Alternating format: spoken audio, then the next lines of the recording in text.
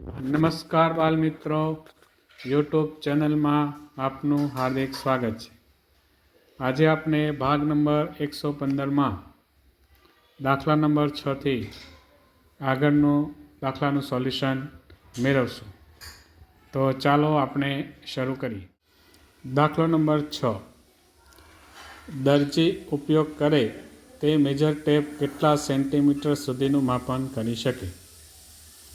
તો દરજીની major tap હોય તેમાં આપણે જોઈએ તો તેમાં 100 સેન્ટીમીટર સુધીનું માપ એ આપેલ હોય છે, તેથી આપણો જવાબ આવશે ઓપ્શન એ। ત્યારબાદ દાખલો નંબર 7, 3 કિમી બરાબર ખાલી જગ્યા મીટર। તો આગળ આપણે જોયું કે 1 કિલોમીટર બરાબર 1000 મીટર થાય, તો 3 કિમી બરાબર તો કે 3000 થાય। 3 ગુણ્યા 1000 કરીએ તો 3000 મીટર એ જવાબ આવે। તો આપણો ઓપ્શન નંબર એ સાચો જવાબ। દાખલો નંબર 8, એક રમતવીર 5000 મીટર દોડે છે, તો એ કેટલા કિલોમીટર દોડ્યો કહેવાય? તો અહીંયા આપણે મીટરના કિલોમીટર કરવાના છે, એટલે કે નાના એકમમાંથી મોટો એકમમાં ફેરવવાના હોય ત્યારે।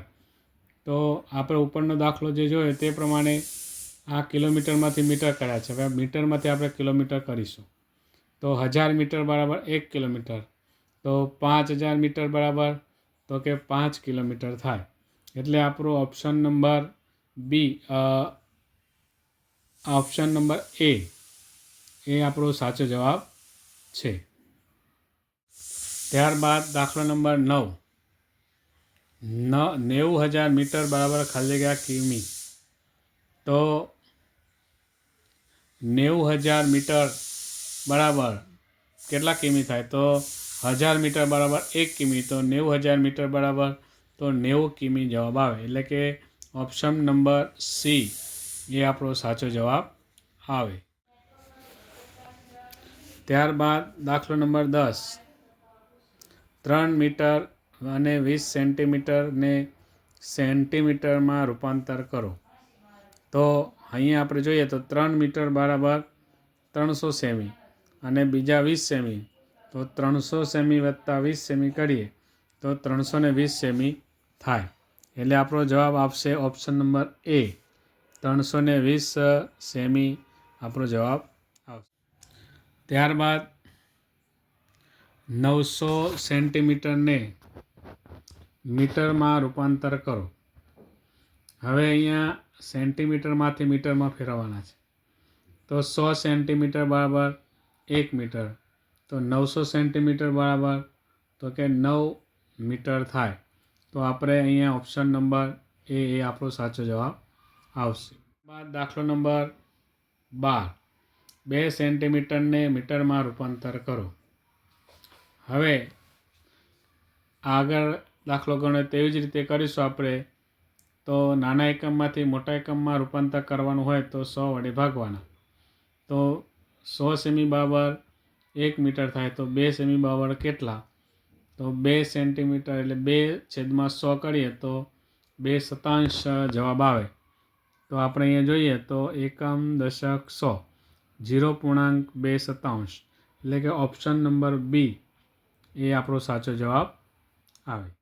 ત્યારબાદ દાખલો નંબર 13, 3 કિમી 450 મીટરને મીટરમાં રૂપાંતર કરો।